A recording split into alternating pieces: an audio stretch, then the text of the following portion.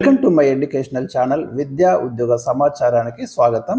Daily GK and current affairs ఇవాళ 175 video. ఈరోజు ముఖ్యమైన general awareness questions 10 questions discuss చేస్తాను. మరి చాలా ముఖ్యమైన ప్రశ్నలు ఇవి. వివిధ కాంపిటేటివ్ ఎగ్జామ్స్లో కంటిన్యూగా అడుగుతున్నటువంటి ప్రశ్నలే ఇక్కడ తీసుకోవడం అనేది జరుగుతుంది. మరి ఇలాంటి అప్డేట్స్ కోసం ఛానల్ని సబ్స్క్రైబ్ చేయండి. వాట్సాప్ గ్రూప్ యొక్క లింక్ కూడా మీకు కామెంట్ సెక్షన్లో ఇస్తున్నాను, అక్కడ కూడా జాయిన్ కానీ. Important current affairs, general knowledge అయితే అప్లోడ్ చేయడం జరుగుతుంది. సో ఈరోజు మనకి ఫస్ట్ క్వశ్చన్ వచ్చేసి, భారతదేశం యొక్క మొట్టమొదటి సైన్యాధ్యక్షుడిగా కేఎం కరియప్ప ఎప్పుడు బాధ్యతలు స్వీకరించాడు? అంటే ఒక బ్రిటిష్ వ్యక్తి నుండి మొట్టమొదటిసారిగా ఇండియాకు చెందినటువంటి కేఎం కరియప్ప మన సైనిక కమాండర్ ఇన్ చీఫ్గా ఫస్ట్ టైం ఎప్పుడు బాధ్యతలు స్వీకరించాడంటే 1949 జనవరి 15న భారతీయుడు మొట్టమొదటిసారిగా సైన్యాధ్యక్షుడిగా మరి బాధ్యతలు తీసుకోవడం జరిగింది. అందుకే జనవరి 15ను మనము ఇండియన్ ఆర్మీ డేగా జరుపుకుంటున్నాం, జాతీయ సైనిక దినోత్సవంగా జరుపుకుంటున్నాం. గుర్తుంచుకోండి. ఫ్రాన్సిస్ బుచర్ నుండి కేఎం కరియప్ప ఆ రోజైతే బాధ్యతలు స్వీకరించడం అనేది జరిగింది. అందుకే ఈ క్వశ్చన్ ఇచ్చాను. క్వశ్చన్ నెంబర్ 2, భారతదేశంలో అత్యంత పురాతన పర్వతాలు ఏవి? ఇండియాలో అత్యంత పురాతన పర్వతాలు వచ్చేసి మనకి రాజస్థాన్, గుజరాత్, హర్యానాలో విస్తరించున్న ఆరావళి పర్వతాలండి. ఈ ఆరావళి పర్వతాలు 80% పైగా మీకు రాజస్థాన్ రాష్ట్రంలో విస్తరించి ఉన్నాయి. ఇందులో అత్యంత ఎత్తైన శిఖరం వచ్చేసి గురు శిఖర్ 1722 మీటర్లు ఉంటుంది. ఇది మౌంట్ అబ్బులో ఉంది. మీకు ఇక్కడే దిల్వారా జైన దేవాలయాలు కూడా ఉన్నాయి. చాలా ముఖ్యమైనటువంటి ప్లేస్ ఇది. ఆరావళి పర్వతాలు చాలా చాలా important. Question number 3, national geophysical research institute NGRI ఎక్కడ కలదు? దీని లొకేషన్ వచ్చేసి మన తెలంగాణలోని హైదరాబాద్లో ఉందండి. నేషనల్ జియోఫిజికల్ రీసెర్చ్ ఇన్స్టిట్యూట్ జాతీయ భూభౌతిక పరిశోధన సంస్థ అని మనం పేర్కొంటాం. Very important. Question number 4, WLAN విస్తరించండి. వైర్లెస్ లోకల్ ఏరియా నెట్వర్క్ అండి. ఇది ప్రీవియస్ క్వశ్చన్ కూడా చాలా కంటిన్యూగా అడిగేటటువంటి ప్రశ్నలలో ఇదొకటి.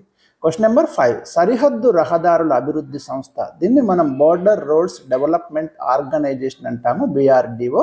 ఎప్పుడు ఏర్పాటు చేశారు? సరిహద్దు రహదారుల అభివృద్ధి సంస్థ అనేది మనకి 1960 మే 7న ఏర్పాటు చేయడం జరిగింది. దీని యొక్క ప్రధానమైన విధి ఏంటిదంటే, దేశ సరిహద్దులు, మన భారతదేశం యొక్క బౌండరీస్, దేశాన్ని రాష్ట్రాలలో రోడ్లు వేయడం దీని యొక్క బాధ్యత. అంటే దేశ సరిహద్దులలో ఏ స్టేట్స్ అయితే ఉన్నాయో ఆ ఏరియాలో బౌండరీ స్టేట్స్ మీకు రోడ్లు వేయడం అనేది దీని యొక్క బాధ్యత. ప్రస్తుతం ఇది రక్షణ మంత్రిత్వ శాఖ ఆధ్వర్యంలో ఉంది. గుర్తుంచుకోండి. క్వశ్చన్ నెంబర్ 6, రైతు బాంధవుడిగా పేరు పొందిన బ్రిటిష్ వైస్రాయ్ ఎవరు?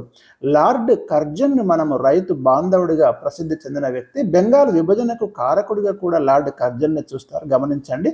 అయితే రైతు బాంధవుడిగా ఎందుకు ప్రసిద్ధి చెందినంటే 1901లో పూసాలో మీకు ఇంపీరియల్ అగ్రికల్చర్ రీసెర్చ్ ఇన్స్టిట్యూట్ ఏర్పాటు చేయడం జరిగింది ఈయన పీరియడ్లోనే. That is very important.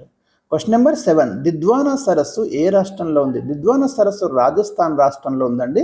ఇది నాగౌర్ జిల్లాలో థార్ ఎడారిలో ఉంది. ఇది ఒక ఉప్పునీటి సరస్సు. క్వశ్చన్ నెంబర్ 8, 1948లో హైదరాబాద్ సంస్థానంపై జరిగిన ఆపరేషన్ పోలోకు ఇతర పేర్లు ఏవి?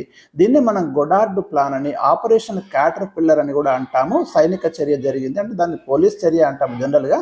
హైదరాబాద్లో జరిగినటువంటి యాక్షన్ని మనం, ఎందుకంటే ఆ రోజు హైదరాబాద్ సంస్థానాన్ని భారత యూనియన్లో విలీనం చేయడానికైతే ఈ పోలీస్ ఆపరేషన్ పోలోను చేపట్టడం జరిగింది. ఫలితంగా మీర్ ఉస్మాన్ అలీ ఖాన్ 7వ నిజాం 1948 సెప్టెంబర్ 17న హైదరాబాద్ సంస్థానాన్ని భారత్లో విలీనం చేయడం అనేది జరిగింది. క్వశ్చన్ నెంబర్ 9, తెలంగాణ సాయుధ పోరాటం ఎప్పుడు జరిగింది? మరి తెలంగాణ ప్రాంతంలో నిజాం కాలంలో భూస్వాములకు వ్యతిరేకంగా, భూస్వామ్య వ్యవస్థకు వ్యతిరేకంగా జరిగినటువంటి పోరాటాన్ని మనం తెలంగాణ సాయుధ పోరాటం అంటున్నాం. 1946 నుంచి 51 వరకు ఈ పోరాటం అయితే జరిగింది.